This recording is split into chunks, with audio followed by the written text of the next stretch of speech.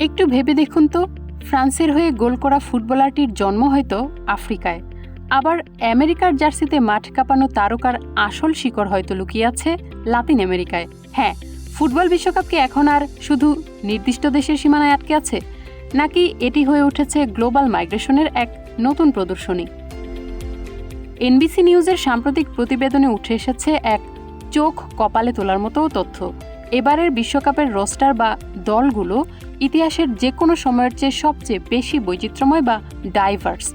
কিন্তু ফুটবলের এই বিশ্ব মঞ্চে হঠাৎ এই ঐতিহাসিক পরিবর্তনের পেছনের আসল রহস্যটা কি?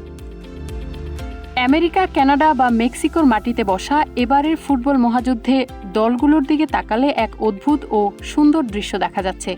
আগে যেখানে একটি দেশের জাতীয় দলে শুধু সেই দেশের স্থানীয় বা জন্মসূত্রে নাগরিকরাই খেলতেন, এখন সেই চেনা সমীকরণ পুরোপুরি বদলে গেছে। উদাহরণস্বরূপ বলা যায়, ফ্রান্স, মরক্কো বা খোদ আমেরিকার মতো দলগুলোর রস্টারে এমন অনেক খেলোয়াড় আছেন যাদের ব্যাকগ্রাউন্ড, বংশমর্যাদা কিংবা জন্ম অন্য কোনো দেশে। বিশেষজ্ঞরা বলছেন, বিশ্বজুড়ে মানুষের অভিবাসন বা মাইগ্রেশন এবং দ্বৈত নাগরিকত্বের নিয়ম সহজ হওয়ার কারণেই দলগুলোতে এই বৈচিত্র্য এসেছে। অনেক খেলোয়াড় এখন তাদের নিজের জন্মের চেয়েও তাদের বাবা মার জন্মভূমিকে আন্তর্জাতিক মঞ্চে প্রতিনিধিত্ব করতে বেশি স্বাচ্ছন্দ্য বোধ করছেন। ফুটবলের এই বিশ্বায়নের ফলে দলগুলোর মধ্যে যেমন ভিন্ন কালচারের মেলবন্ধন ঘটছে, তেমনি মাঠের পারফরমেন্সেও আসছে নতুনত্বের ছোঁয়া। তবে এই বৈচিত্র্য নিয়ে বিশ্বজুড়ে ক্রীড়া বিশ্লেষকদের মধ্যে নানা তর্ক-বিতর্কও রয়েছে।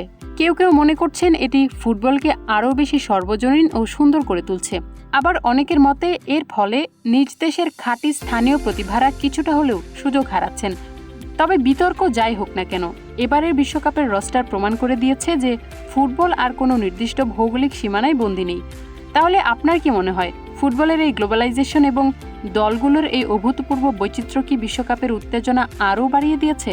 আপনার প্রিয় দল কোনটি এবং তাদের রস্টার নিয়ে আপনার ভাবনা কমেন্ট করে আমাদের জানান।